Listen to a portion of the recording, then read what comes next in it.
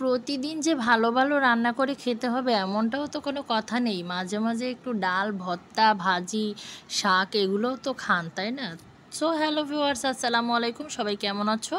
আশা করি সবাই অনেক বেশি ভালো আছো। আমিও তোমাদের দোয়া এবং আল্লাহর রহমতে অনেক অনেক ভালো আছি। আজকে দেখো এইখানে কিন্তু হরেক রকমের খাবার দাবার নিয়ে হাজির হয়েছি।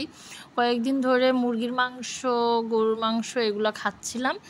তো মুরগির মাংস, গরুর মাংস খেতে ভালো লাগতেছিল না। আমরা কিন্তু প্রতিদিন ভালো ভালো খাই না।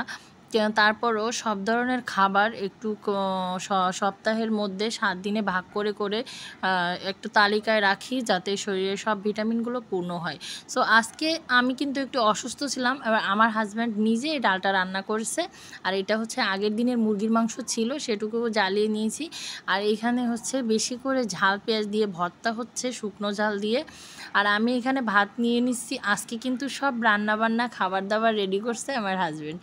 সো তাকে অনেক অনেক ধন্যবাদ, কারণ আমার অসুস্থতার সময় সে আমাকে হেল্প করতেছিল, আমার পাশে দাঁড়িয়েছিল। সো দেখো, এইখানে আমি একটুখানি ডাল নিয়ে নিয়েছি, তার মধ্যে একটু লেবু চিপে দিয়েছি। আর আমার জন্য কিন্তু আলাদা করে একটা শুকনো মরিচ মানে কই মাছ রাখা হয়েছে।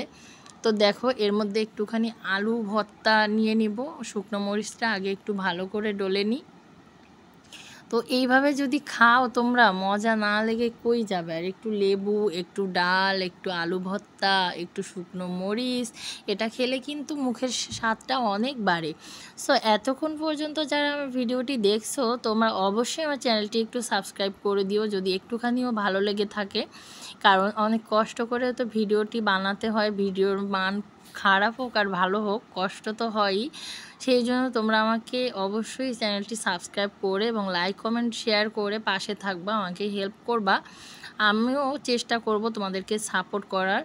এইখান থেকে দেখো, আমার তর সহ্য হচ্ছিল না, তাই আমি হচ্ছে আগের থেকেই একটু খেয়ে নিচ্ছিলাম। অনেক বেশি স্বাদ হয়েছিল। এতক্ষণ যারা ভিডিওটি দেখছো তোমাদেরকে অনেক ধন্যবাদ।